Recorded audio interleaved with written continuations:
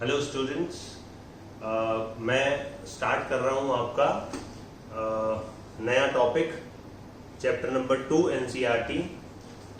उसका एक पार्ट है significant figures and error analysis. Individually अगर देखा जाए तो ये टॉपिक बहुत ज़्यादा इम्पोर्टेंट नहीं है, बट सिग्निफिकेंट फिगर्स एक ऐसा कंसेप्ट है जो थ्रू आउट फिजिक्स में आपको काम आएगा। एरर एनालिसिस भी एक ऐसा कंसेप्ट है जो बहुत सारे एरियाज में आपको यूटिलाइज करने में काम में आएगा। तो मैं आपको ये समझाता हूँ कि what we exactly mean by significant figures and what is an error and how does error propagate, how does error increase. Okay, हम रोज डिफरेंट फिजिकल क्वांटिटीज के बारे में पढ़ते हैं, हम एक्सपेरिमेंट्स करते हैं, बहुत सारे फिजिकल क्वांटिटीज को लेके फोर्स के एक्सपेरिमेंट करते हैं, लेंथ के एक्सपेरिमेंट करते हैं, मास के एक्सपेरिमेंट करते हैं, वेट के, डेंसिटी के। जितने भी एक्सपेरिमेंट्स हम करते हैं, हर एक्सपेरिमेंट में जब हम मेजरमेंट करते हैं तो मेजरमेंट में गलती आना, एरर आता ही आता है। एरर के बिना हम वो एक्सपेरिमेंट नहीं कर पाते हैं because of various reasons like हमारा कभी कभी पर्सनल एरर हो जाता है, हम ध्यान से वैल्यू नोट नहीं कर पाते हैं, या समझो कोई एटमॉस्फेरिक फैक्टर का प्रॉब्लम हो जाता है, प्रेशर में चेंज आ जाता है, टेम्परेचर में चेंज आ जाता है, विंड ब्लो करने लगती है, या समझो जो इंस्ट्रूमेंट हम यूज कर रहे हैं कई बार वो इंस्ट्रूमेंट ही फॉल्टी होता है। तो बड़े कॉमन सा एक चीज है एक्सपेरिमेंट के अंदर एरर आना। पर किस तरह के एरर्स आते हैं, उन एरर्स को हम कैसे इवैल्यूएट करते हैं, उन एरर्स को कैसे हम कम कर सकते हैं, वो चीजें हम इस चैप्टर के अंदर, इस टॉपिक के अंदर पढ़ने की कोशिश कर रहे हैं। तो पहले एरर्स पढ़ने से पहले हमको सिग्निफिकेंट फिगर्स क्या होती हैं उसके बारे में समझना जरूरी है। तो आप अपना हेडिंग लिखते हैं significant figures and how do we define significant figures? So basically significant figures in any measured value, suppose हमने कोई भी वैल्यू को मेजर किया, तो जो हम वो वैल्यू मेजर करते हैं, सपोज एक स्केल ले लिया, लेट्स से हम एक स्केल लेते हैं और हम स्केल से किसी लेंथ को मेजर करते हैं। लेट्स से स्केल लिया और स्केल से हमने इस लेंथ को मेजर किया, इस चौक की लेंथ को मेजर किया। तो जब भी हम चौक की लेंथ को मेजर करेंगे तो स्केल का लीस्ट काउंट है 0.1 सेंटीमीटर, ठीक है। हम उसको मेजर करेंगे तो श्योर है, सपोज ये मेरा चौक है जिस चौक को मैं मेजर करने की कोशिश कर रहा हूँ, लेट्स से ये चौक है जिसको मैं मेजर करने की कोशिश कर रहा हूँ स्केल से। तो जब मैं स्केल यहाँ लगाऊंगा, ये मैंने स्केल लगा दिया है यहाँ पर, तो मैं ये देखूंगा, suppose this is 1, this is 2, अब 1 2 3 4 5 6 and so on.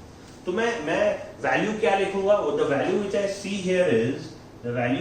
Here is that let's say ये 1 2 3 यहां ले लिया, 3 और ये 4 हो गया।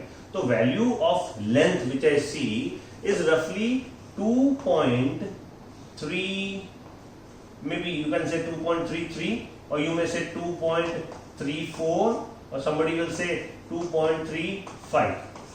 अगर आप इन सब वैल्यूज को देखें तो ये चीज पक्का है कि हम we are sure about these two digits. ये दोनों जो डिजिट्स हैं उनके बारे में हम श्योर हैं। 2 के बारे में श्योर है, 1 2 3, 0.3 के बारे में श्योर है, यानी उसके लीस्ट काउंट तक हम श्योर हैं। लेकिन उसके बाद 3 और 4 के अंदर जो लेंथ आ रही है, जो लास्ट वाली डिजिट है, उसमें वी आर नॉट 100% श्योर कि आंसर क्या होगा। तो हम लोग एक अप्रोक्सीमेशन ले रहे हैं, हम ये एक ऑलमोस्ट एक्यूरेट वैल्यू ले रहे हैं। ये ऐसा बोला जाए कि हम ऑलमोस्ट एक्यूरेट नहीं, but we are taking the value with slight inaccuracy, specially in the last digit. तो ये चीजें हम नॉर्मल कोई भी इंस्ट्रूमेंट यूज करते हैं तो उसकी जो लास्ट डिजिट है उसमें कहीं ना कहीं इनएक्यूरेसी आ जाती है, एरर आ जाता है। इसलिए एरर्स को पढ़ना, एरर्स को समझना बहुत जरूरी बन जाता है, उनको अकाउंट में लेना बहुत जरूरी बन जाता है, क्योंकि एरर्स को अकाउंट में लेंगे तभी तो will devise methods will try to remove those errors, isn't it? Okay, तो सिग्निफिकेंट फिगर्स हम किसको बोलते हैं? सिग्निफिकेंट फिगर्स की अगर हम डेफिनेशन देखें तो significant figures is basically the sum of digits in a measured value, sum of digits in a measured value which are accurate, यानी वो डिजिट्स जो एक्यूरेट है, यहां देखें तो कितनी 2 प्लस सम तो लिख दिया, तो हम sum of digits in a measured value which are accurate and किसका सम 1 डिजिट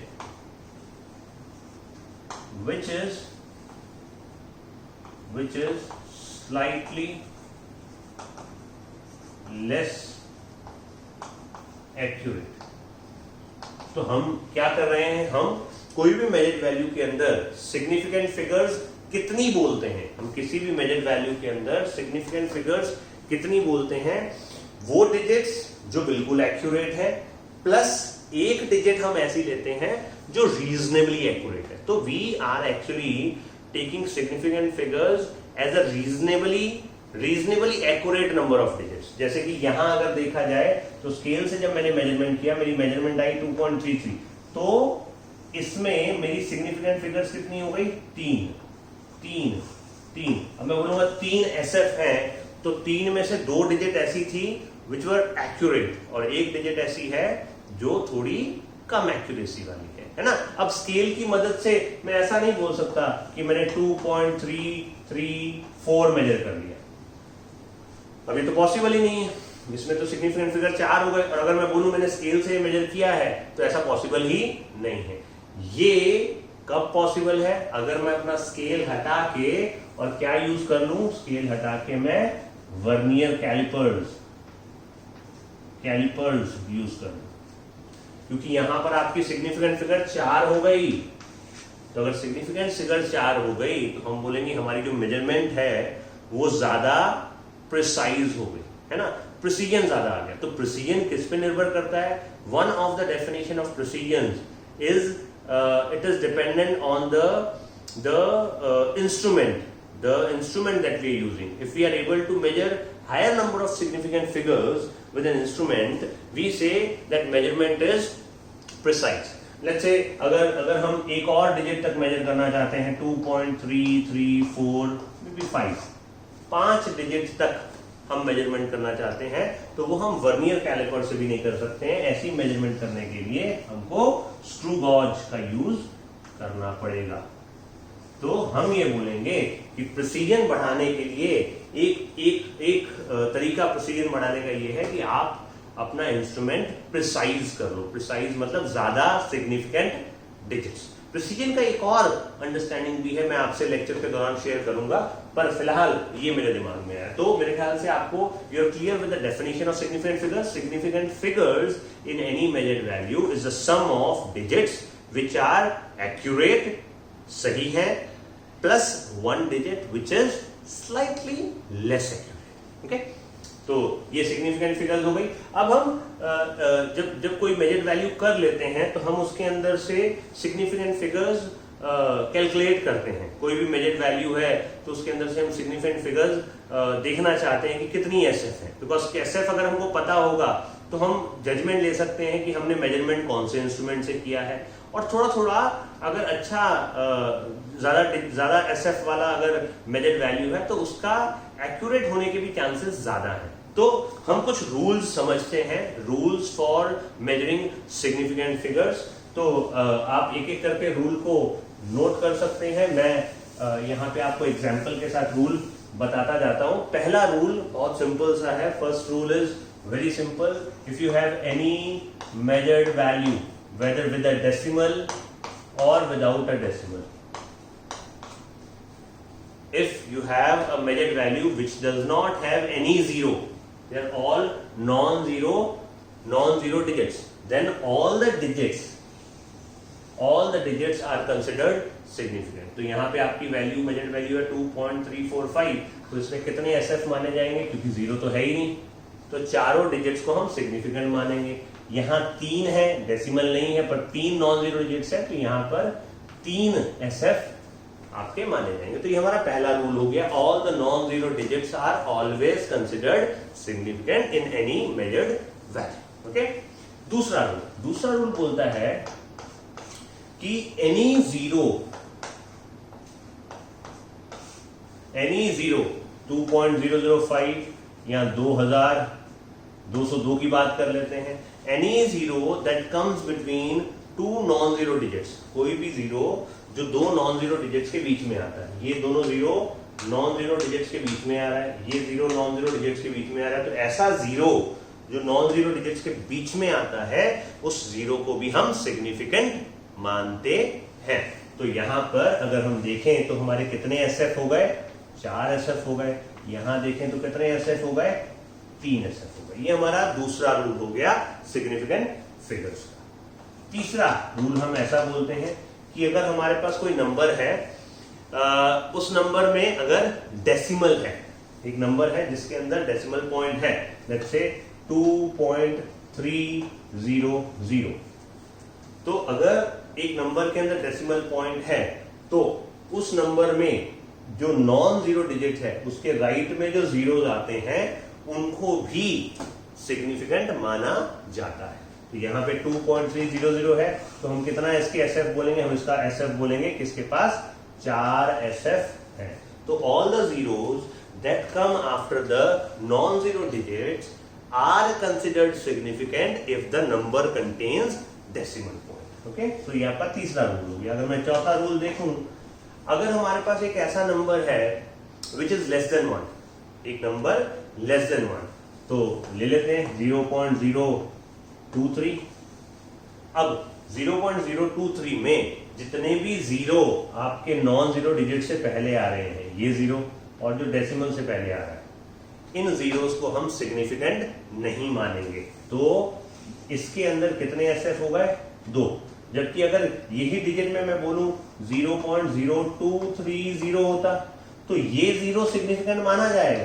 तो इसके अंदर कितने एसएफ माने जाएंगे, इसके अंदर 3 एसएफ। ये आपका थर्ड रूल के हिसाब से और ये आपका चौथे रूल के हिसाब से। तो if a number is less than 1 then any zero which is to the left of the decimal point or any zero which is to the right of decimal point but to the left of non-zero digit is not considered significant. Okay, fine. अब हम पांचवें rule पे आ जाते हैं। पांचवा rule क्या बोलता है कि अगर किसी गिवन नंबर में डेसिमल नहीं है, अगर कोई गिवन नंबर में डेसिमल नहीं है, 2300, अब ऐसे केस के अंदर क्या हम इन दोनों जीरो को सिग्निफिकेंट मानेंगे?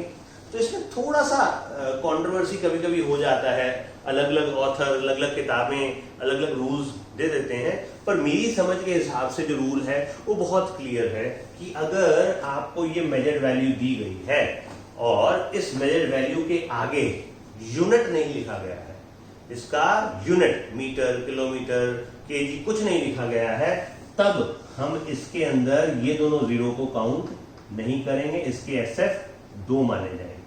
लेकिन अगर ऐसा दिया गया है कि 2300 मीटर है, ये it is coming with a measurement, it is coming with a unit, तब हम इसके अंदर बोलेंगे कि 4 एसएफ। तो आप इस रूल को लेके चलेंगे तो आपको कहीं पे भी प्रॉब्लम आने का चांस नहीं है। तो ये हमारा छठा रूल हो गया कि अगर कोई भी मेजर्ड वैल्यू दी है जिसके अंदर डेसिमल नहीं है, there is no decimal in the measured value, if there is no decimal in the measured value, if there is no decimal in the measured value, तो जो जीरोस राइट में आते हैं नॉन जीरो डिजिट के, all the zeros which come to the right of the non zero digit, they are not considered as significant till they come with a unit. Okay, आखिरी rule हमारा, आखिरी तो नहीं बोल सकते बट ठीक है, जितना हमारा हमको समझ में आता है स्कोप में, one of the rules is कि जो साइंटिफिक नोटेशन होती है, साइंटिफिक नोटेशन यानी आप 10 to the power of something लिखते हैं, तो 10 to the power of something जो लिखा जाता है उस टर्म को हम कभी भी सिग्निफिकेंट नहीं मानते हैं। जैसे इलेक्ट्रॉनिक चार्ज है 1.6 into 10 to the power of -19। अब ऐसे केस के अंदर आपका जो आपका 10 टू द पावर ऑफ -19 है, इसको हम नॉन सिग्निफिकेंट मानते हैं, यानी इसमें कितने एसएफ माने जाते हैं, 2। ठीक है, अब एक आखिरी और बना लेते हैं। अगर कोई भी जीरो हम किसी डिजिट से पहले लिख देते हैं और उसमें डेसिमल नहीं है, 0, 0, 0.0024। चलो 0024 के अंदर कितने एसएफ माने जाएंगे? कोई भी जीरो। अब इसमें डेसिमल पॉइंट नहीं है, पहली चीज। दूसरी चीज मेजरमेंट भी नहीं है, ठीक है, उससे भी कोई फर्क नहीं पड़ रहा। लेकिन यहाँ पर आपका ये दोनों जीरो है वो नॉन जीरो डिजिट से पहले आ रहा है। तो अगर आपके जीरो नॉन जीरो डिजिट से पहले आ रहे हैं तो इनको सिग्निफिकेंट नहीं माना जाएगा, इसमें एसएफ माने जाएंगे 2। तो ये कुछ आपके रूल्स हैं सिग्निफिकेंट फिगर्स पहचानने के। कोई भी मेजर वैल्यू दी गई है तो आप उसमें पहचान सकते हैं कि कितने सिग्निफिकेंट फिगर्स हैं। चांसेस इसके आने के कम है, पर हमको इसको ध्यान में रख के ही कैलकुलेशन करना है, ध्यान में रख के ही प्रोसीड करना है, ठीक। ओके, तो आप इसको नोट करेंगे। मैं आपको अभी सिग्निफिकेंट फिगर्स हमने समझ लिए। Now what we can do is we can understand कि by knowing the significant figures how do we use different algebraic expressions, या अलग अलग जो हमारे फंक्शंस हैं। एडिशन का है, सब्ट्रैक्शन का फंक्शन है, मल्टीप्लिकेशन का फंक्शन है, डिवीजन का फंक्शन है।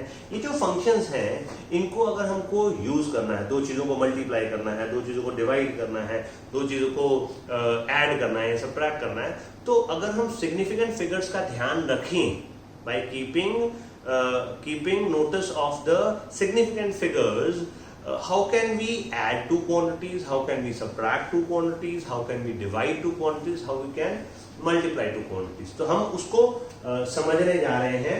तो हम अपने पास लिखते हैं कुछ रूल, जैसे कि हमारा पहला रूल है रूल ऑफ एडिशन। तो अगर हमको दो क्वांटिटीज को ऐड करना है, दो क्वांटिटीज को हम ऐड करना चाहते हैं, अगर दो क्वांटिटीज को ऐड करना है, लेट्स से 23.42 और मैं ऐड करना चाहता हूं उसके अंदर 1.3। अब मैंने 1.3 लिखा है, 1.30 नहीं लिखा है। अगर 1.3 लिखा है तो इसमें टोटल एसएफ 2 है, इसमें टोटल एसएफ 4 है। अब मेरा रूल क्या बोलता है कि जब मैं इनको ऐड करूंगा तो मेरा एक्चुअल आंसर कितना आएगा?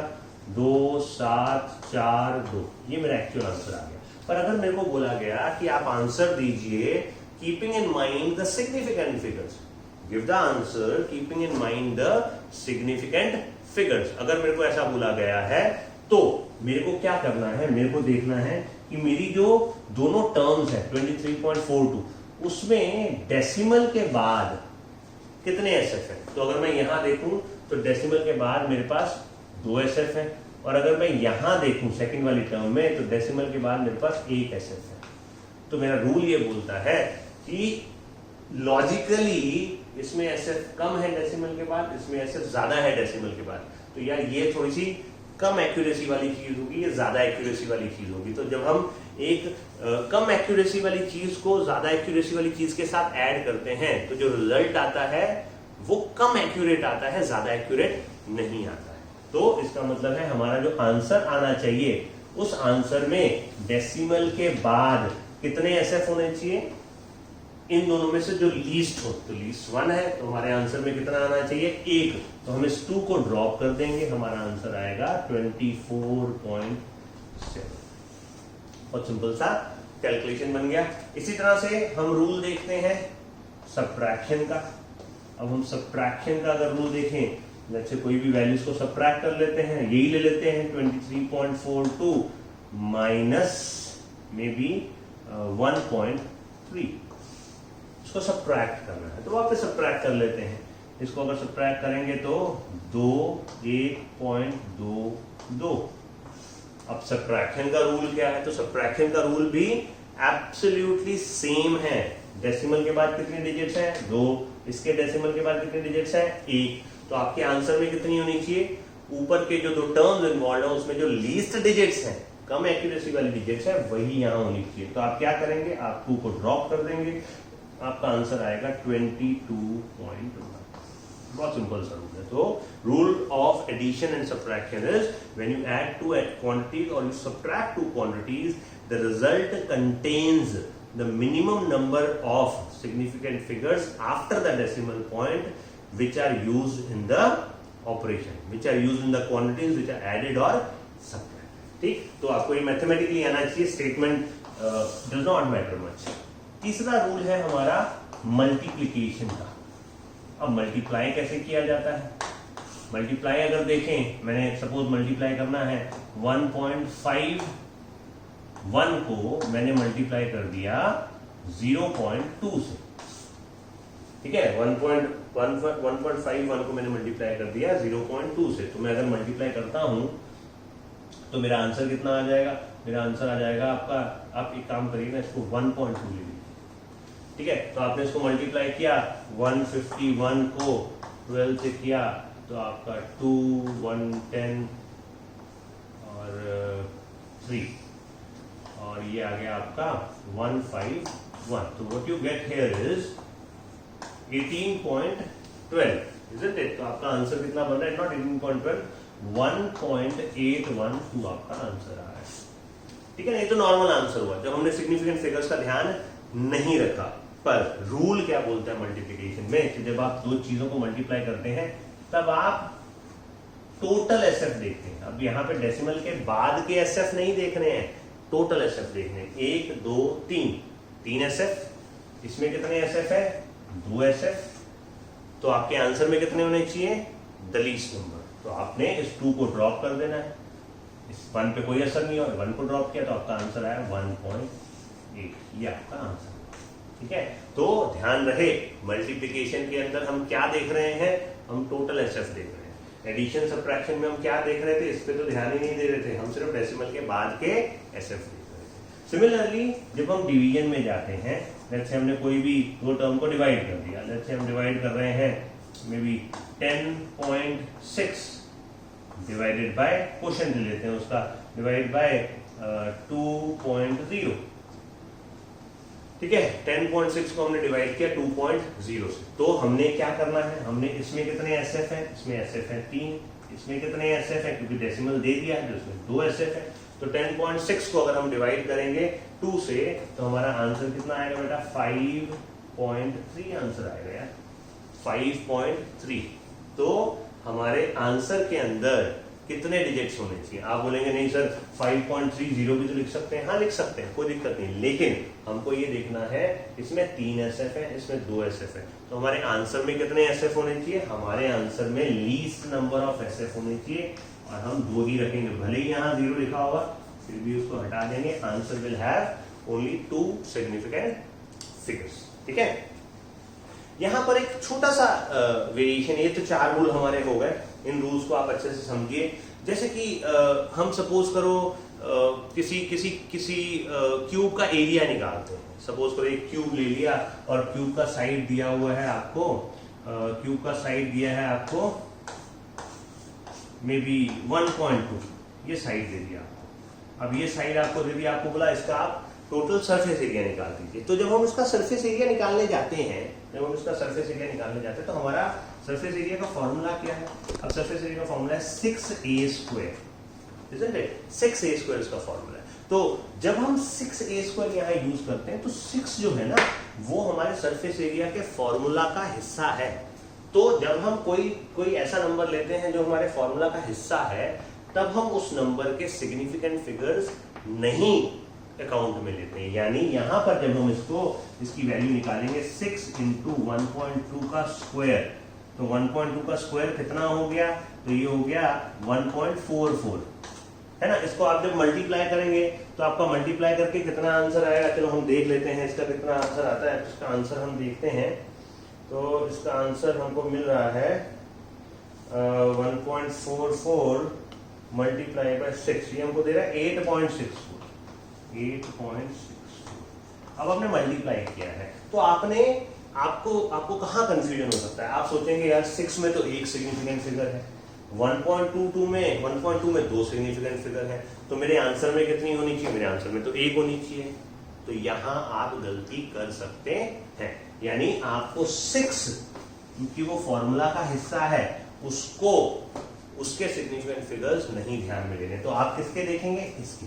1.2 में कितने सिग्निफिकेंट फिगर हुए? 2। तो आपके आंसर में कितने होने चाहिए? 2। तो आप 4 को ड्रॉप करेंगे तो आपका आंसर आएगा 8.6 स्क्वायर मीटर या स्क्वायर सेंटीमीटर, जैसा भी आपको क्वेश्चन दिया होगा, ठीक है ना। तो ये एक छोटी सी चीज थी जो मैं चाहता था आपको ध्यान में आए। एक और छोटा सा पार्ट है, सिग्निफिकेंट फिगर का जो मैं आपसे डिस्कस करना चाहता हूँ, राउंडिंग ऑफ। राउंडिंग ऑफ में कई बार कंफ्यूजन आता है बच्चों को। राउंडिंग ऑफ हम करते हैं, हमको लगता है कि राउंडिंग ऑफ तो बहुत सिंपल सी चीज है, बट उसमें कई बार हम गलती कर देते हैं, स्पेशली जब हमको नंबर 5 के साथ डील करना होता है। तो मैं यहाँ पे राउंडिंग ऑफ के 3-4 रूल्स आपको बताता हूँ। राउंडिंग ऑफ, सपोज करो मेरे पास 2.3471 एक नंबर है, 2.333 एक नंबर है, मेरे पास 2.225 है, मेरे पास 2.2275। ये 4 नंबर मेरे पास दिए हुए हैं और मेरे को ऐसा बोला गया कि ये चारों नंबर के अंदर कितने एसएफ दे रखे हैं, 4 एसएफ दे रखे हैं। The question is please round off all these digits to only 3 significant digits. मेरे को इन मेजर्ड वैल्यूज को 3 सिग्निफिकेंट फिगर में कन्वर्ट करना है। तो ऑब्वियसली मेरे को लास्ट वाली डिजिट तो हटानी पड़ेगी, तो मैं पहले वाले में जब इस 7 को ड्रॉप करता हूं तो मेरा आंसर क्या निकल के आएगा, 2.35। ये 4 का 5 हो जाएगा। जब मैं 3 को ड्रॉप करूंगा इस पर कोई असर नहीं आएगा, आंसर क्या आएगा, 2.33। इसमें ट्विस्ट है, जब मैं 5 को ड्रॉप करूंगा तब इस 2 का हमेशा 3 नहीं होगा। जब मैं 5 को ड्रॉप करूंगा तब मेरे को 5 के साथ में इसके पहले वाली जो डिजिट है उसको भी ध्यान देना है। अगर 5 से पहले वाली डिजिट इवन है, जो कि इस केस में है, तो इवन डिजिट्स का हम इंक्रीमेंट नहीं करते हैं, यानी कि अगर ये इवन है तो इसका आंसर आएगा 2.22। लेकिन अगर यहां देखें 5 को ड्रॉप करना है तो इसके पहली वाली डिजिट क्या है, ऑड है, 7 इज ऑड। तो अगर ये ऑड है तो इसका आंसर हो जाएगा 2.28। तो ये हमारा सबसे ध्यान देने वाला चीज है। जब 5 को ड्रॉप करना है तो हमको उसके पहले वाली डिजिट देखनी है, उसके पहले वाली डिजिट देखनी है। अगर वो डिजिट इवन है तो आपने उसको नहीं इंक्रीज करना है, और अगर वो ऑड डिजिट है तो आपने उसको इंक्रीज कर देना है। तो आप ये रूल्स हैं, इनको आप एक बार समझिए प्लीज।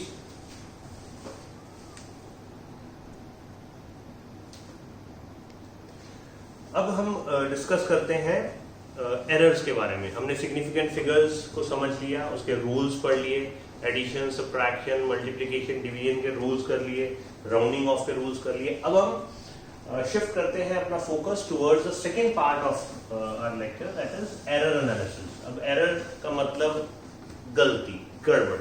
तो मैं बहुत कॉमन सी गड़बड़, मैंने पहले भी एग्जांपल लिया, वही एग्जांपल से आपको समझाने की कोशिश कर रहा हूं। फिलहाल मैं कौन सा एरर आपको समझा रहा हूं, एब्सोल्यूट एरर, साथ में मैं कैलकुलेट करूंगा मीन एब्सोल्यूट एरर और फ्रैक्शनल एरर। तो इन 3 एरर्स के बारे में मैं बात करता हूं। मैंने यहाँ पर एक प्लैंक लिया है, एक कोई पीस लिया है वुडन, जिसकी मैं लेंथ मेजर करना चाहता हूं। मेरा एक्सपेरिमेंट है कि मैं उसकी लेंथ मेजर करना चाहता हूं।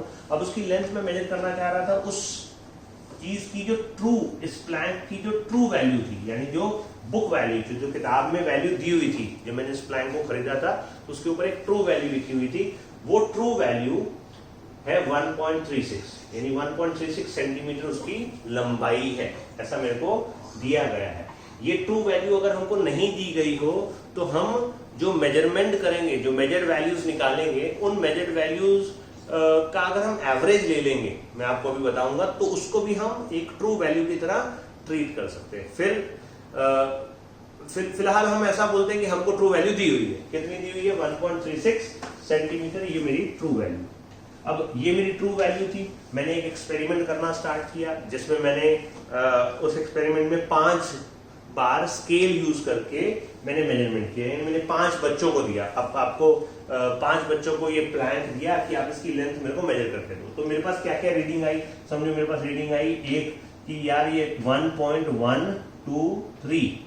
अब ये 3 और 4 के बीच में है लेंथ, तो 3 और 4 के बीच में तो क्या करते हैं, हम अंदाजा लगाते हैं, गेस लगाते हैं, तो उसमें ही एरर हो जाता है। तो कोई बच्चा बोल रहा है कि ये 3 और 4 के बीच में तो इसकी वैल्यू 1.34 है, कोई बोलता है 1.35 है, कोई बोलता है 1.37 है, कोई बोलता है 1.38 है, कोई बोलता है नहीं सर 1.36 है। तो अगर मैं इन 5 मेजर्ड वैल्यूज को देखूं तो इनमें ये तो एक्यूरेसी वाली चीजें दिखा रही हैं, ये दोनों डिजिट में प्रॉब्लम नहीं है, है ना। लेकिन लास्ट वाली अगर डिजिट देखेंगे तो उस डिजिट में थोड़ी सी इनएक्यूरेसी दिख रही है, बस। तो जो इनएक्यूरेसी दिख रही है उसी को हम एरर बोलते हैं। एरर इज बेसिकली, और the absolute error is basically the deviation of the measured value from the true value. True value से ये मेजर्ड वैल्यूज कितने डिफरेंस पे हैं, कितना डिविएट कर रहे हैं, that is your absolute error. अगर इन 5 वैल्यूज में मैं देखूं तो सबसे एक्यूरेट वैल्यू किसको बोला जाएगा? ऑब्वियसली 1.36, बिकॉज मैच कर रही है ना। अगर ये नहीं होती तो मैं किसको एक्यूरेट बोलता? मैं 1.35 को भी एक्यूरेट बोल सकता था, 1.37 को भी एक्यूरेट बोल सकता था। So how do you define accuracy? Accuracy को मैं बोल सकता हूं, accuracy is the closeness of a measured value to the true value. ठीक, मैं आऊंगा एक्यूरेसी और प्रिसीजन पे। फिलहाल मैं यहां पर absolute error in measured values के अंदर कैलकुलेट करना चाहता हूं। एब्सोल्यूट एरर को मैं डेल्टा एल से डिनोट करता हूं। अब हर एक मेजरमेंट में एरर है, तो एब्सोल्यूट एरर का मैंने फॉर्मूला लिख दिया, delta L is true value minus measured value. तो हम एक एक करके कैलकुलेट करते हैं। डेल्टा एल 1 देखूं तो मेरी ट्रू वैल्यू है 1.36 माइनस 1.34, तो कितना आ रहा है मेरा आंसर? मेरा आंसर आ रहा है 0.02, पॉजिटिव आ रहा है 0.02। तो 0.02 मेरी पहली मेजरमेंट के अंदर एब्सोल्यूट एरर है। मैं दूसरी वैल्यू निकालता हूं, डेल्टा L2। डेल्टा L2 आएगा 1.36 ट्रू वैल्यू माइनस 1.35, तो ये आ रहा है 0.01। मैं डेल्टा L3 निकालता हूं, डेल्टा L3 आ रहा है 1.36 माइनस 1.37। ओके, तो ये तो बन गया माइनस 0.01 यार, बढ़िया है। डेल्टा L4 ये कितना आ गया? 1.36 माइनस 1.38, क्या बात है, this is coming as minus 0.02। और डेल्टा L5 की तो क्या बात करें, अब डेल्टा L5 में तो 1.36 माइनस 1.36 तो 0 है यार, एरर ही नहीं है। तो मैंने एब्सोल्यूट एरर निकाल लिया। मैंने ये एक्सपीरियंस किया है कि जब मैं एब्सोल्यूट एरर निकालता हूं तो वो एरर पॉजिटिव भी आ सकता है, वो नेगेटिव भी आ सकता है। तो एब्सोल्यूट एरर का नेचर पॉजिटिव भी होता है और नेगेटिव भी होता है। ठीक है, तो मैंने पांचों अपने एब्सोल्यूट एरर निकाल लिए। अब मेरे को दूसरी चीज बोली गई कि आप मीन एब्सोल्यूट एरर निकालो। अब मीन एब्सोल्यूट एरर निकालने के लिए मेरे को पहले क्या निकालना पड़ेगा? मेरे को टोटल एरर निकालना पड़ेगा, टोटल एब्सोल्यूट एरर। अब यहाँ पे एक चीज ध्यान देने वाली है, क्या ध्यान देने वाली है कि मैं आपको बोला टोटल एरर निकालो, तो जब हम टोटल लेते हैं इन सब डिजिट्स का, तब हम इनका साइन कंसिडर नहीं करते हैं। अगर हमने साइन कंसिडर किया, सपोज करो इसके अंदर हम ले लें 0.02 प्लस 0.01 माइनस 0.01 माइनस 0.02, तो बेसिकली अगर मैं टोटल करूंगा तो मेरा टोटल तो 0 आ जाएगा। तो इसका मतलब क्या हुआ, इसका प्रैक्टिकल मीनिंग क्या हुआ कि मेरे एक्सपेरिमेंट में एरर ही नहीं है, टोटल एरर तो 0 है, यानी my experiment is error free. But reality में तो 4 मेजरमेंट में एरर है, तो एरर फ्री कैसे हो गया, है ना। तो यहां से हमको ये लॉजिक उठाना है कि जब भी हम एरर्स के अंदर डील करते हैं, हम एरर्स को कभी भी सब्ट्रैक्ट नहीं करने वाले। एरर्स कैसे भी हो, एरर्स किसी भी फॉर्म में हो, हम एरर्स को हमेशा ऐड ही करेंगे। तो जब हमको टोटल एब्सोल्यूट एरर निकालने के लिए बोलेंगे तो हम इसका मॉड लेके निकालेंगे, delta L1 plus delta L2 plus delta L3 plus delta L4 plus delta L4, है ना। सबको ऐड कर देते हैं तो 0.02 प्लस 0.1 0.3 0.4 5.6, तो हमारा आंसर आ रहा है 0.06। और इसके आगे हम लगा देते हैं प्लस माइनस साइन। तो ये हमारा टोटल एब्सोल्यूट एरर आ गया, है ना। तीसरी चीज हम मीन एब्सोल्यूट एरर निकालते हैं।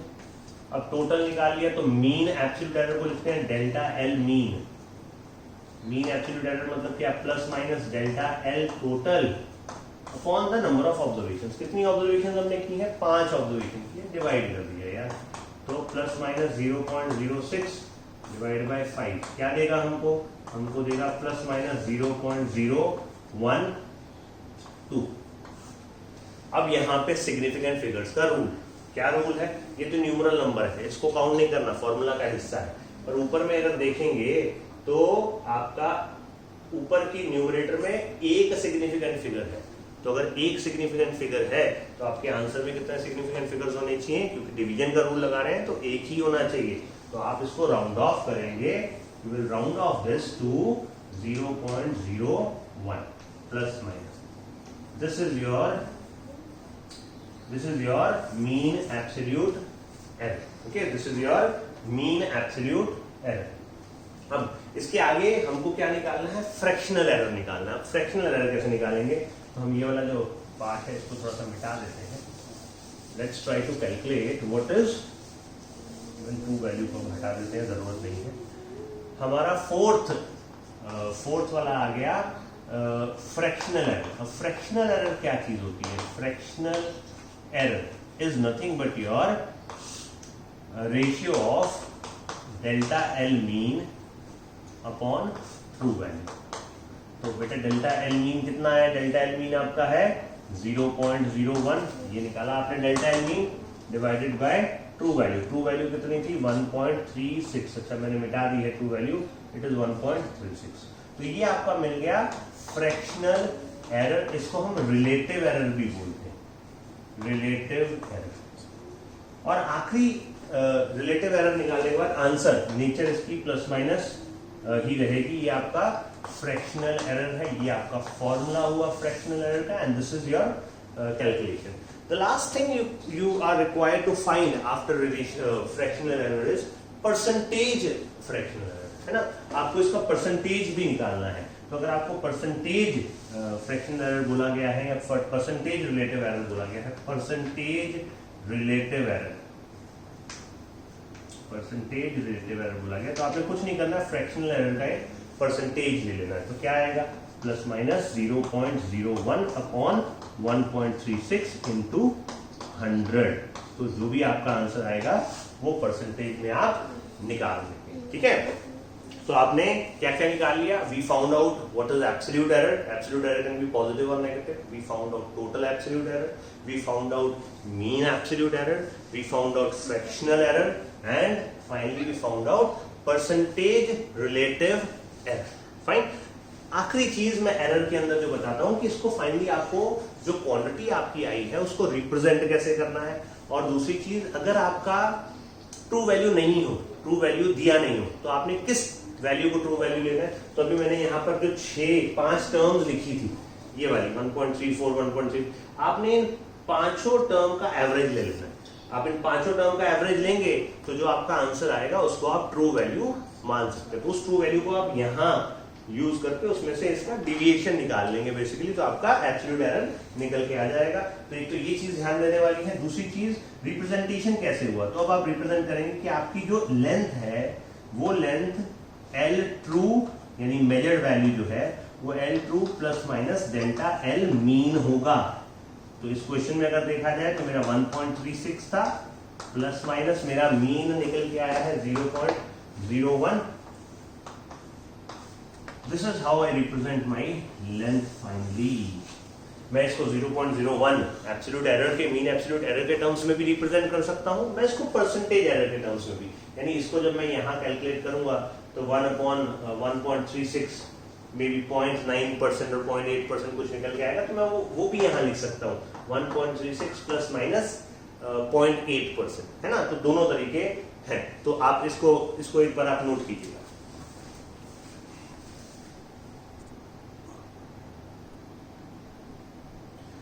ओके, अब एब्सोल्यूट एरर समझने के बाद हम समझते हैं कि एरर्स कंबाइन कैसे होते हैं, कॉम्बिनेशन ऑफ एरर्स। जैसे कि अगर सपोज करो आपको बोला गया कि आप एक रेजिस्टेंस दी है आपको इस तरह से R1 और एक रेजिस्टेंस दी है आपको R2, ठीक है। दो रेजिस्टेंस आपको दी है, लेट्स से रेजिस्टेंस की वैल्यू दी हुई थी 4 एंड इसकी वैल्यू दी थी 2 ओम्स। तो बड़ा कॉमन सी चीज है कि अगर आपको बोला जाए कि ये दो रेजिस्टेंस है, इसको हमने सीरीज में लगाया है, तो अगर सीरीज में लगाया है तो टोटल रेजिस्टेंस क्या होगी, है ना। तो हम कर चुके हैं, we know the total resistance is going to be 6 ohms, isn't it? But यहाँ पर जो हमने 4 ohm लिखा है वो एक नंबर है, उसमें हमने एरर इंक्लूड नहीं किया है। अगर हम उसके अंदर एरर इंक्लूड कर रहे हैं, लेट्स से हम बोले कि हमारा जो पहला रेजिस्टेंस है उसमें एरर है प्लस माइनस 1 ohm का, और इसमें एरर है प्लस माइनस लेट्स से 0.5 ओम का, जस्ट एक ऐसे ही वैल्यू ले ली है ना। तो अगर दोनों के अंदर एक एरर है, पहले वाले में 1 ओम का एरर है और दूसरे में 0.2 ओम का एरर है, तो अगर इन दोनों रेजिस्टेंस को हम कंबाइन करेंगे तो वैल्यू तो बड़ी होगी, 4 प्लस 2 वैल्यू तो बड़ी होकर 6 ओम हो जाएगी, लेकिन एरर भी तो बड़ा होगा। जो नेट रेजिस्टेंस निकल के आएगी उसका जो एरर होगा वो भी इन इंडिविजुअल एरर से ज्यादा आएगा। यानी कितना आंसर आ जाएगा, 4 प्लस 2 6 ओम प्लस ये जो फाइनल आपका सीरीज रेजिस्टेंस आ रहा है उसमें एरर भी 1.5 ओम का हो जाए। तो बेसिकली एरर्स जो हैं वो एरर्स भी प्रोपोगेट करते हैं, वो भी कंबाइन होके बढ़ते हैं जब हम मेजरमेंट्स लेते हैं। एरिया लिया हमने circumference निकाला, तो in all these things when you keep on adding terms, keep on adding values, the errors also increase. But there are certain rules how we have to increase the errors. वही rules हम यहाँ पर discuss करने जा रहे हैं। Again बहुत basic mathematical rules हम डिस्कस करेंगे। मैंने 2 एग्जांपल लिए हैं जिससे मैं आपको समझाना चाह रहा हूँ। मैंने एक वैल्यू ली है a which is let's say given as 5 plus minus 1, यानी 5 उसकी ट्रू वैल्यू है a की, and 1 is the error, absolute mean absolute error in the measurement of a.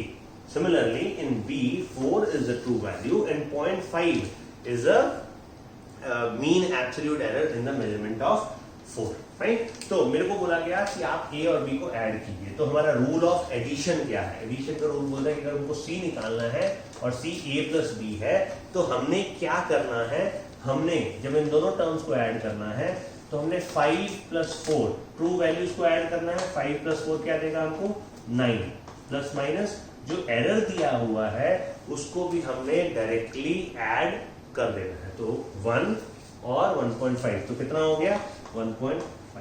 तुम्हारा C का आंसर कितना आ गया, C is equal to 9 plus minus 1.5। So rule of addition is when you add two quantities the true values get added, also the absolute errors get added, fine। दूसरा rule हमारा है rule of subtraction. तो subtraction का rule क्या है, ये थोड़ा ध्यान देने वाला रूल है। हमको बोला गया d निकालिए and d is what, d is a minus b, ठीक है, d is a minus b। तो सब्ट्रैक्शन का रूल ये बोलता है कि जब हमको दो क्वांटिटीज को सब्ट्रैक्ट करना है तो आप उनकी ट्रू वैल्यूज को सब्ट्रैक्ट कर दीजिए। यानी 5 माइनस 4 कितना आएगा, 5 माइनस 4 1, मैं यहाँ लिख भी देता हूँ 5 माइनस 4 प्लस माइनस एरर्स के साथ क्या करेंगे, क्या एरर्स को भी सब्ट्रैक्ट करेंगे? बिल्कुल नहीं, एरर्स कभी भी सब्ट्रैक्ट नहीं होने वाले, एरर्स को आपको ऐड ही करना है।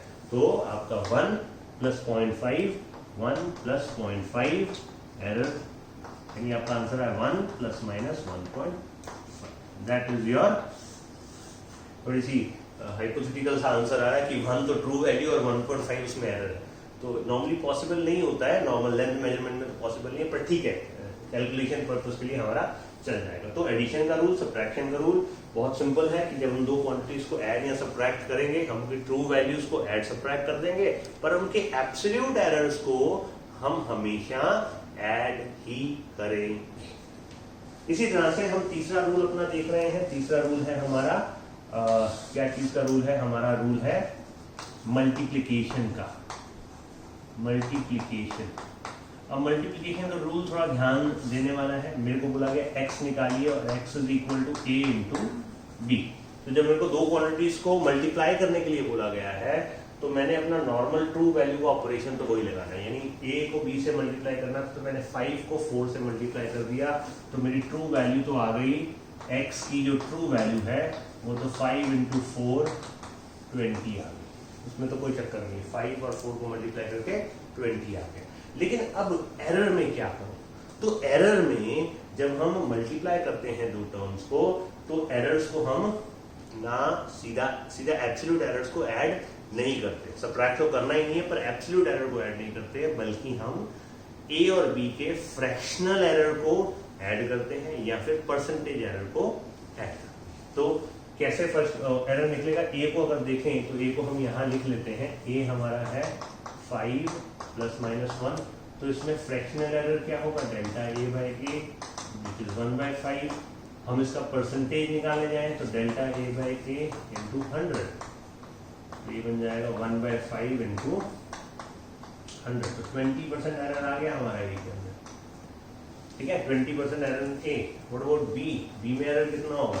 बी हमको दिया है b इज इक्वल टू 4 ± 0.5, तो हमारा delta b by b into 100 अगर करेंगे तो हमारा परसेंटेज एरर b में कितना आ रहा है? 5/4 इंटू 100 विच इज 50/4, तो 12.5%। तो हम ध्यान रखेंगे कि जब दो क्वांटिटी को मल्टीप्लाई कर रहे हैं तब हम उनका परसेंटेज एरर निकाल लें। फिर हम क्या बोलेंगे? व्हाट इज द, इस रूल में what is the error in L? X, तो delta X by X is equal to delta A by A plus delta B by B. ऐसे फ्रैक्शनल एरर को ऐड करना है, पर फ्रैक्शनल एरर को add करना थोड़ा कॉम्प्लिकेटेड हो जाता है, थोड़ी कैलकुलेशन टफ हो जाती है, तो normally we try to add the percentage error, ठीक है। तो चाहे तो आप ये भी कर सकते हैं, डेल्टा ए का वैल्यू आपको दिया है 1/5 प्लस 0.5/4, है ना। तो यहाँ से आप चाहें तो आप डेल्टा एक्स का वैल्यू निकाल भी सकते हैं। डेल्टा एक्स क्या आएगा? X into delta A. Delta A कितना है? 1/5 प्लस 0.5/4, और x हम निकाल चुके हैं 20, तो इसको 20 सब्स्टिट्यूट करके आप डेल्टा x की वैल्यू निकाल सकते हैं, बट थोड़ा सा कॉम्प्लिकेटेड रहता है, तो बेहतर है हम परसेंटेज एरर निकालें। वो कैसे निकालेंगे? Delta x by x into 100% is equal to delta a by a into 100% plus delta b by b into 100%। तो ये हम निकाल चुके हैं 20% है, और ये आपका है 12.5%, तो आपका आंसर आ जाएगा 32.5%। तो इन शॉर्ट आपकी x की वैल्यू क्या आ गई? आपकी x की वैल्यू आ गई, ये जो x की वैल्यू आपने निकाली है ये आ गई आपकी x is equal to 20 plus minus 32.5%, यानी 32.5% जो है, ये 32.5% इस 20 की जो वैल्यू हो उसके अंदर एरर है ना। तो आपने ध्यान रखना, जब हम दो क्वांटिटीज को मल्टीप्लाई करेंगे तो हम उनका एब्सोल्यूट एरर ऐड नहीं करेंगे, बल्कि हम क्या ऐड करेंगे? हम उनका परसेंटेज एरर या फिर फ्रैक्शनल एरर को ऐड करेंगे, ठीक। तो ये हमारे 3 रूल हो गए। हम 2 रूल्स और समझने की कोशिश करते हैं। क्या 2 रूल्स है? एक रूल लेते हैं हम डिवीजन का, बहुत सिंपल सा रूल है, 4th रूल डिवीजन। डिवीजन का रूल क्या बोलता है कि अगर सपोज हमको y निकालना है, y is a divided by b, तो y की जो ट्रू वैल्यू है वो तो आ जाएगी a डिवाइडेड बाय b, यानी 5/4 विच इज 1.25। ये तो हमने ट्रू वैल्यू निकाली। अब डिवीजन के अंदर भी मल्टीप्लिकेशन वाला ही रूल लगता है एरर्स का। Delta y by y into 100% is equal to delta a by a into 100% plus delta b by b into 100%। यानी ये तो हम निकाल चुके हैं, डेल्टा a बाय a कितना है? 20%, और ये कितना है? 12.5%। इनको ऐड करते हैं, 20% plus 12.5%. So the answer is again 32.5%. ये आपका परसेंटेज एरर y में है। तो आपका y का फाइनल वैल्यू कितना आ गया? फाइनल वैल्यू आ गया 1.25 प्लस माइनस 32.5%। रूल मल्टीप्लिकेशन का और डिवीजन का एक ही रूल है कि जब हम दो क्वांटिटीज को मल्टीप्लाई करते हैं या डिवाइड करते हैं तो उनकी ट्रू वैल्यूज को मल्टीप्लाई एंड डिवाइड करेंगे रिस्पेक्टिवली।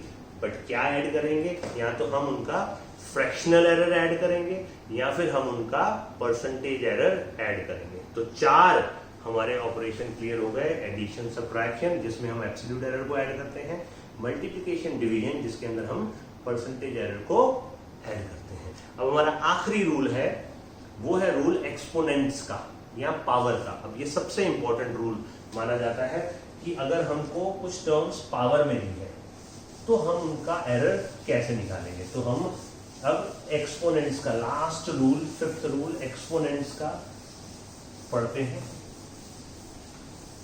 जिसमें ये सारे रूल अप्लाई हो जाएंगे। 5th रूल पावर का है।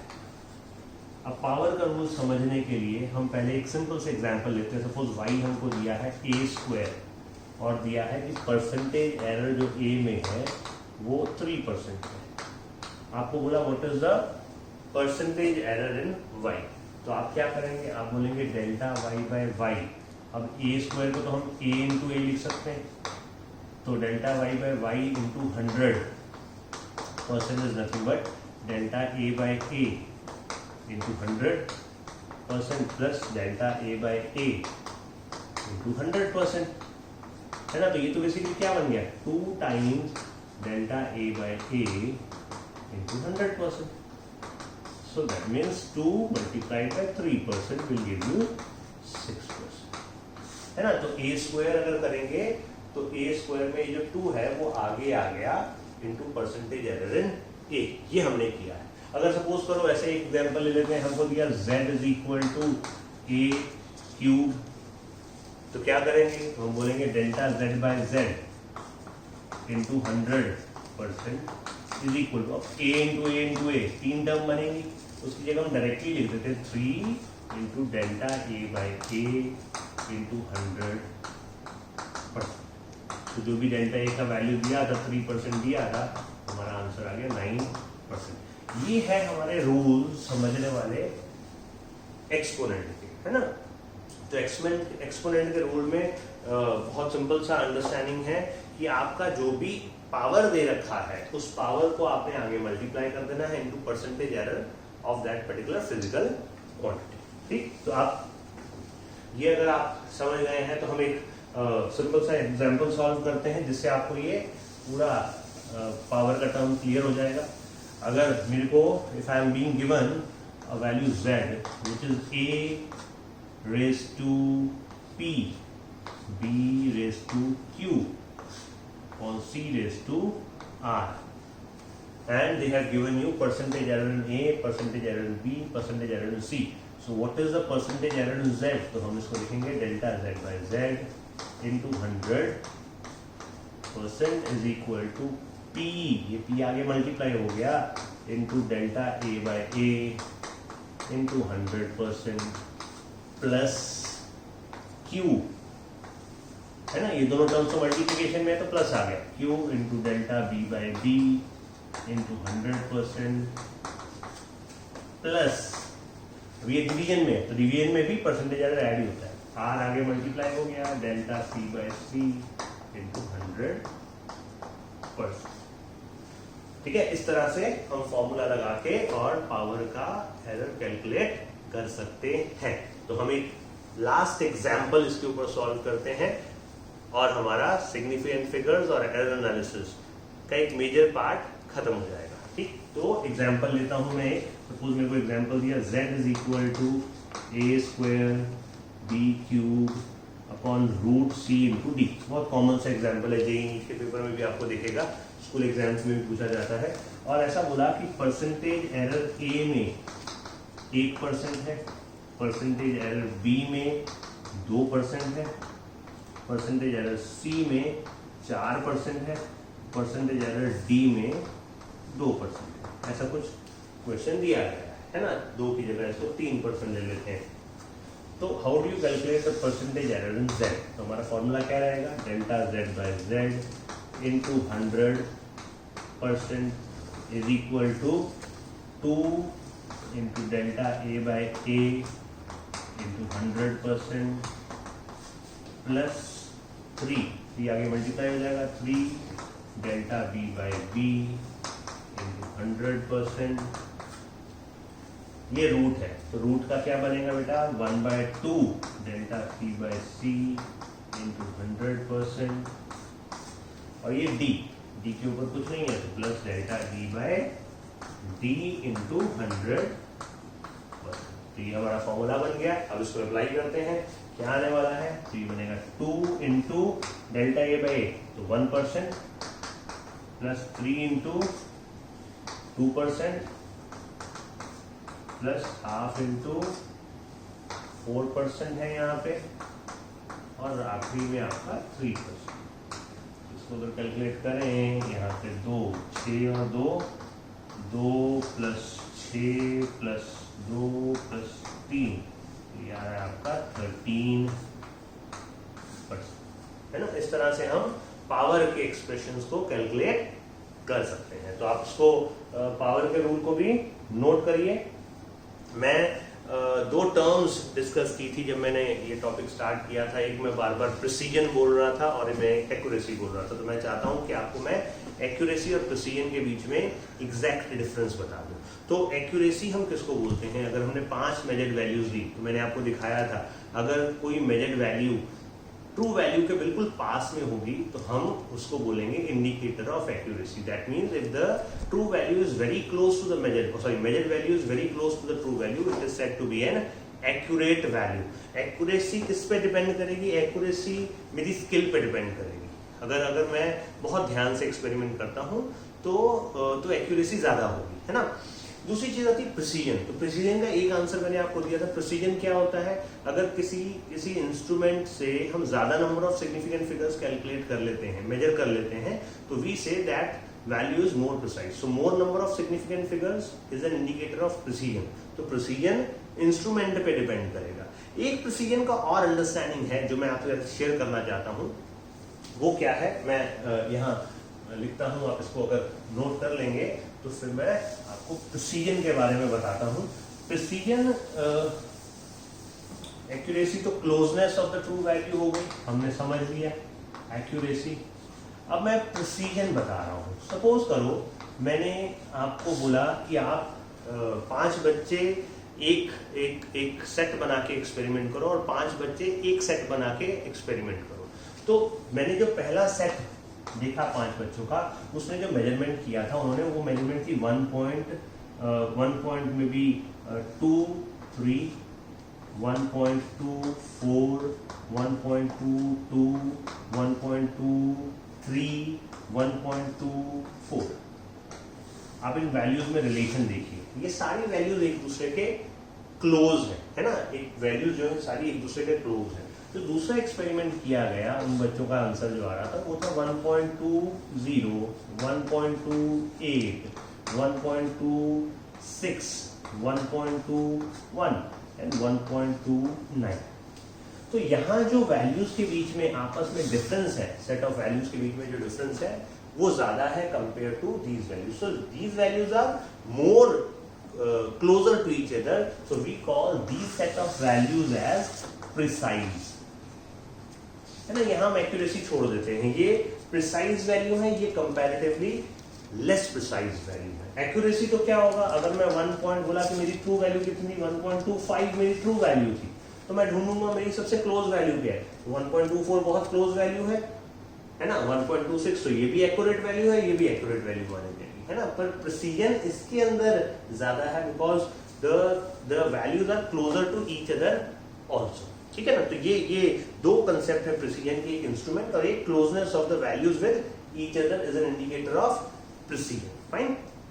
अब एरर्स को हम कैटेगराइज भी कर सकते हैं कि कितने तरह के एरर्स हैं। तो मैं 5 नाम आपके सामने देता हूं, 5 एरर्स, टाइप्स ऑफ एरर्स।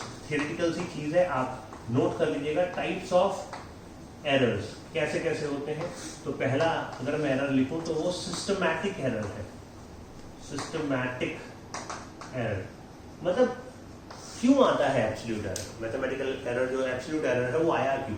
तो एक जो एरर है वो सिस्टमैटिक एरर है। सिस्टमैटिक एरर मतलब वो एरर जो या तो पॉजिटिव होगा, या तो थ्रू आउट द एक्सपेरिमेंट वो पॉजिटिव रहेगा, और या थ्रू आउट द एक्सपेरिमेंट वो नेगेटिव रहेगा। जैसे कि हम एक सिंपल सा एक्सपेरिमेंट लेते हैं कि हमने 5 बच्चों को बोला कि जाके घड़ी में टाइम देख के आओ, और हमने क्या किया, उस टाइम की जो सुई थी उसको हमने 10 मिनट आगे कर दिया। अब जो भी बच्चा टाइम देखने जाएगा उसको हमेशा 10 मिनट ज्यादा ही टाइम दिखाएंगे। वो हमेशा 10 मिनट ज्यादा, जो एक्चुअल रियल टाइम है उससे 10 मिनट ज्यादा ही बताएगा। तो हर एक बच्चा जो एरर देगा वो कैसा एरर देगा? वो एक ही डायरेक्शन में एरर देगा। ऐसे एरर को हम बोलते हैं सिस्टमैटिक एरर, ठीक है। तो ये सिस्टमैटिक एरर किस वजह से हो सकता है? तो सिस्टमैटिक एरर होने का एक सिंपल सा कारण है कि आपका जो इंस्ट्रूमेंट है वो फॉल्टी है ना। Instrument is faulty. या सेकंड आप बोल सकते हैं, तो लिख देते हैं systematic error faulty instrument, faulty instrument, दूसरा समझो कैलिब्रेशन इज फॉल्टी। आपकी जो कैलिब्रेशन है, जो उस पे वैल्यूज लिखी हुई हैं, वो वैल्यूज ही गलत लिख रखी हैं। इंस्ट्रूमेंट ठीक है, अंदर से उसकी मशीनरी ठीक है, लेकिन जो वैल्यूज लिखी थी वही गलत लिखी हैं, तो उसकी वजह से आपका सिस्टमैटिक एरर हो सकता है। तीसरा पर्सनल एरर, पर्सनल एरर है ना, हम कुछ टेक्निक में ही गलती कर रहे हैं। ये तो इम्परफेक्शन इन कैलिब्रेशन हो गया, ये हमारी इम्परफेक्शन इन टेक्निक हो गया, हम टेक्निक ही गलत लगा रहे हैं। तो टेक्निक गलत लगा रहे हैं तो एरर या तो हमेशा पॉजिटिव ही आता जा रहा है या हमेशा नेगेटिव ही आता जा रहा है। तो ये आपका पर्सनल एरर हो गया। फिर एक और हम चीज बोल सकते हैं एक्सटर्नल फैक्टर्स।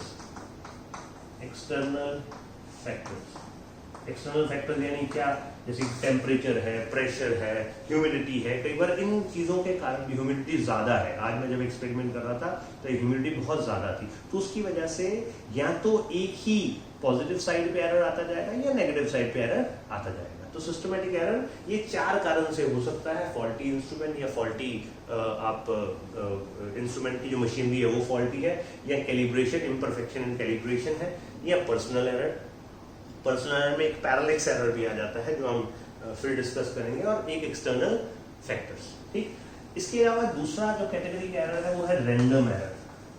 अब रैंडम एरर क्या, रैंडम एरर मतलब मैंने एक एक्सपेरिमेंट किया, जैसे मैंने पहले लिया था 5 लेंथ ली थी, तो कोई लेंथ की में जो एरर था वो पॉजिटिव आ रहा था, उसी एक्सपेरिमेंट में किसी में वो नेगेटिव आ रहा था। तो वो एरर जो एक ही एक्सपेरिमेंट, सेट ऑफ एक्सपेरिमेंट में कभी पॉजिटिव कभी नेगेटिव आ जाए, उसको हम बोलते हैं रैंडम एरर। तो रैंडम एरर तो हमारी पर्सनल गलती की वजह से ही होगा, है ना, कैलिब्रेशन में तो गड़बड़ हो नहीं सकती, तो या कभी इंस्ट्रूमेंट फॉल्टी हो तो उसकी वजह से भी वो हो सकता है, तो वो हमारा रैंडम एरर हो गया। अब क्वेश्चन आता है कि हम रैंडम एरर को कम कैसे कर सकते हैं। तो मैं आपको बताऊं, अगर रैंडम एरर को कम करना है तो आप अपनी जो नंबर ऑफ ऑब्जर्वेशंस है उसको इंक्रीज कर दीजिए। अगर आप नंबर ऑफ ऑब्जर्वेशन इंक्रीज कर देंगे तो आपका जो मीन वैल्यू निकल के आएगा एरर का, वो डेफिनेटली छोटा हो जाएगा। तो one way of reducing the random error is to increase the number of observation. ठीक है। तीसरा least count error. Least count error, अब लीस्ट काउंट तो हमको पता है क्या होता है, the minimum measurement which can be done by any instrument, तो वो लीस्ट काउंट होता है। स्केल की 0.1 सेंटीमीटर आ गई, तो उसमें हमने देखा था 0.1 तक उसने एक्यूरेटली मेजर किया था, उसके बाद की जब डिजिट ली थी उसमें इनएक्यूरेसी आ गई थी, तो उसको हम लीस्ट काउंट एरर बोलते हैं, जो हर इंस्ट्रूमेंट में रहने वाला है। फिर एक और एरर आता है कांस्टेंट एरर। कांस्टेंट एरर, अब कांस्टेंट एरर क्या, सपोज कोई इंस्ट्रूमेंट खराब हो गया, अब उसके अंदर पहले से ही वो इंस्ट्रूमेंट 0 पे खड़े होने की जगह 0.2 पे खड़ा है या 2 पे खड़ा है, तो आप जब भी मेजरमेंट करेंगे तो 2 का एरर आने ही वाला है। आपको 0 से सुई स्टार्ट करनी थी, लेकिन वो 2 से स्टार्ट हो रही है, तो अगर आप 10 पे गए तो एक्चुअली आपने 8 ही ट्रेवल किया है ना, तो वो कांस्टेंट एरर जो हमेशा रहने वाला है, कम होता है, हम उसको निकाल लेते हैं। आखिरी एरर है हमारा ग्रॉस एरर। ग्रॉस एरर मतलब क्या, ग्रॉस वर्ड बोलता है एडिशन ऑफ एरर। सपोज कोई एक्सपेरिमेंट कर रहे थे, उसमें लीस्ट काउंट एरर भी था, कांस्टेंट एरर भी था और रैंडम एरर भी आ रहा था, तो जो हमारा एक्चुअल आंसर आएगा एब्सोल्यूट एरर का, उसमें क्या एरर होगा, ग्रॉस नेट एरर आएगा। तो जो डेल्टा एल की वैल्यू है उसको हम बोलेंगे कि ये ग्रॉस एरर की वजह से आई। ठीक है, तो ये आपका मैंने कवर किया है chapter on accuracy, chapter on significant figures and error analysis. मेरे को उम्मीद है कि आपको समझ में आया होगा, आप इसको ध्यान से पढ़िए, सिंपल चैप्टर है, पर अच्छे से अगर इसको पढ़ेंगे तो बहुत ही स्कोरिंग की जा सकती है। ठीक है, तो please take care and study well.